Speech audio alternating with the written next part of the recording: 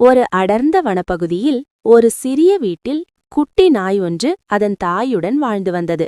ஒரு நாள் குட்டி நாயின் தாய் வேலைக்கு செல்ல வேண்டியிருந்தது. புறப்படும் முன், குட்டி செல்லம், நான் வேலைக்கு போய்விட்டு வருகிறேன், பத்திரமாக இரு என்று சொல்லிவிட்டு சென்றது. குட்டி நாய் தன் தாயின் வருகைக்காக காத்திருந்தது. நேரம் செல்ல செல்ல அதற்கு பசி எடுத்தது. சமையலறைக்குள் சென்று பார்த்தபோது உணவு பாத்திரம் காலியாக இருந்தது. அம்மா எங்கே போனார்கள்? எனக்கு பசிக்கிறதே என்று குட்டி நாய் யோசித்தது. அது உணவு தேடி அலைய ஆரம்பித்தது.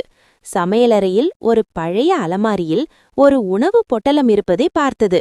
அதை எடுக்க முயற்சித்தபோது கூர்மையான விளிம்பில் அதன் கால் லேசாக வெட்டுப்பட்டது. வலியால் குட்டி நாய் அழுதது. அதே சமயம் வேலை முடிந்து திரும்பிய தாய்நாய் குட்டி நாய் அழுவதை கேட்டு பதறி ஓடி வந்தது. குட்டி நாயின் காலை பார்த்ததும் அதன் கண்களில் கண்ணீர் திரண்டது. ஐயோ என் செல்லம், உனக்கு அடிபட்டு விட்டதா? நான் கவனக்குறைவாக இருந்துவிட்டேன், என்னை மன்னித்து விடு என்று சொல்லி குட்டி நாயின் காயத்திற்கு பற்று போட்டது. பிறகு, வாயன் கண்ணே, உனக்கு பிடித்த உணவை நான் தருகிறேன் என்று சொல்லி உணவளித்தது. குட்டி நாய் மகிழ்ச்சியுடன் சாப்பிட்டது.